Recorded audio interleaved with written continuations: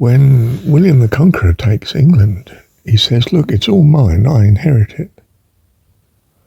It was agreed with the king, your king, that I protected from you, or at least your rebellious people, and he promised in return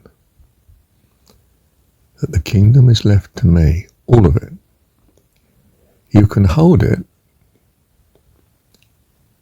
those that I choose, in return for services to me, military and material, your harvest and so on. Loyalty, in a word. In other words, you see, William the Conqueror is a Norseman. They are Norman, Norsemen. That's Viking influence. That's steppes of Central Asian influence. It's this notion of a fight. So he gave to his largely Viking friends who helped him in overall strategy and taking and military, taking England back, as he saw it, to his rightful ownership. He rewarded them with fiefs, freehold properties. You have the freeholding. The place is divided into hundreds. Each 100 is to return 100 men of arms, armed and trained in times of war. This is your duty to the king, in return for which you can be lord of the manor, lord of the fief, the freeholder. You don't own it. It's owned by the king.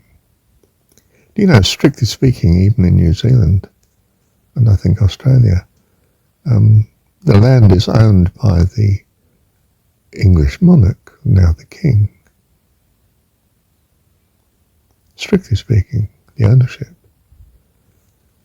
If you buy a house in New Zealand or England, it's actually owned by the king, legally, historically. It's on the statute book still.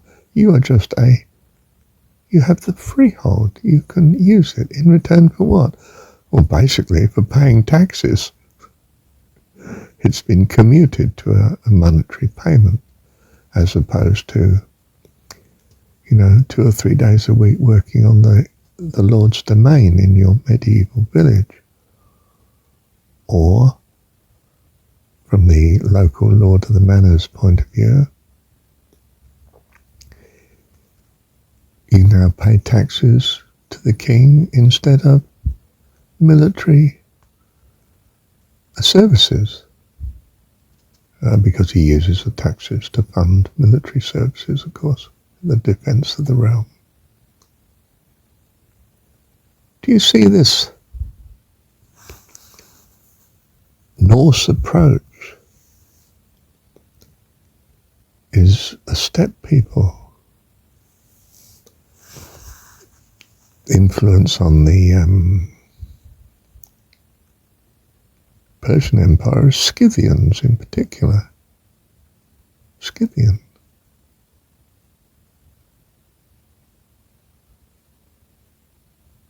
Amazing roots to our history. Still visible. Just. Thank you, Heavenly Dad.